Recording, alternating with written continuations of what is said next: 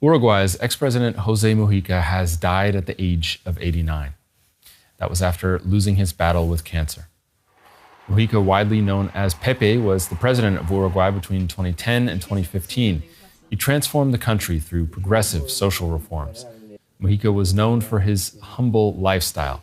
He gave up the presidential palace to live on a farm, donated most of his salary, and drove an old Volkswagen Beetle. He legalized same-sex marriage and marijuana. And for more, I'm joined now by journalist Guillermo Garat in Montevideo. Thanks for being with us. Thank you. So tell us more about Mujica's life. He started off as a guerrilla fighter to then later become president. How did he make this transformation? Well, it's a really interesting transformation that began in the past century.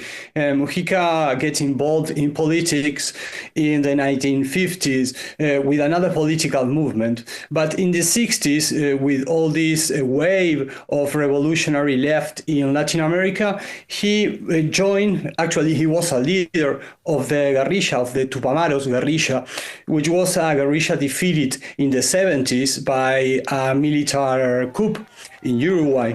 When Uruguay regained democracy in 1985, Mujica started to build this new movement, a democratic movement, and he started gaining a lot of popularity in the 90s, where he was elected as a representative in the Congress, and then he was elected as a senator. And when the left, the Broad Front, a coalition of movements in the left, came to power in 2005, he was a minister of agriculture, and that was one of his main preoccupations all this year, to give to Uruguay a new, say, footprint in the global market for stock, for agriculture. And at that time, he was a global figure. When he became president in 2010, he started to become a global figure, which was and still is something really different in Uruguay, because as a country in the south, a really tiny country with 3 million inhabitants, Mujica was a figure that, let's say, it was an ambassador for the image of the country. Right. Well, his image was really pronounced. This way of holding himself, the fact that he lived like a poor Uruguayan rather than the president of the country. But a lot of his critics at home often say that he charmed the world with his humble lifestyle, but that Uruguay didn't benefit from his presidency. So what do you think, all in all, will be the legacy of Mujica in Uruguay? Well, there are different impacts in Mujica's, let's say, legacy in the country. I could say some things in a few seconds, but for example, during Mujica's term, Uruguay became, in terms of inequality, the lowest country in Latin America with inequality. Also, for example, under his administration, Uruguay became the second largest renewable electricity producer after Denmark.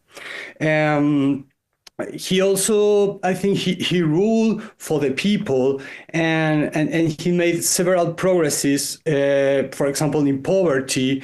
As you mentioned, he donated a considerable part of his salary for building houses, but also he settled a way of doing politics, a way of doing a political dialogue with, for example, opponents, and which was not accustomed here.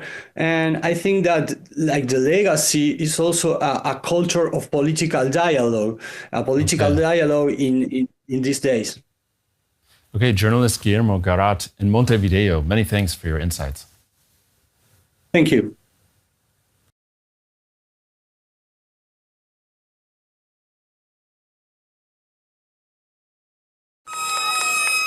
He was a former guerrilla fighter and Uruguay's president from 2010 to 2015. To many in his country and around the world, he was unique. José Pepe Mujica was once called the world's humblest head of state, due to his austere lifestyle. We met him on a farm just outside the capital Montevideo in 2022, where he explained his political views. In our democracies, we elect a president, and it's like we're choosing a king with a court, with a red carpet and a big house, servants. A politician should live like the majority of its people, and not like the privileged minority. Mujica was born in 1935. His father was a small farmer who went bankrupt. In the 1960s, he joined the Tupamaros movement, an armed political group inspired in the Cuban Revolution. As a Tupamaro, Mujica was shot 6 times in a confrontation with security forces. Later, while a prisoner, he and more than 100 other guerrillas who escaped prison by digging a tunnel to a nearby house.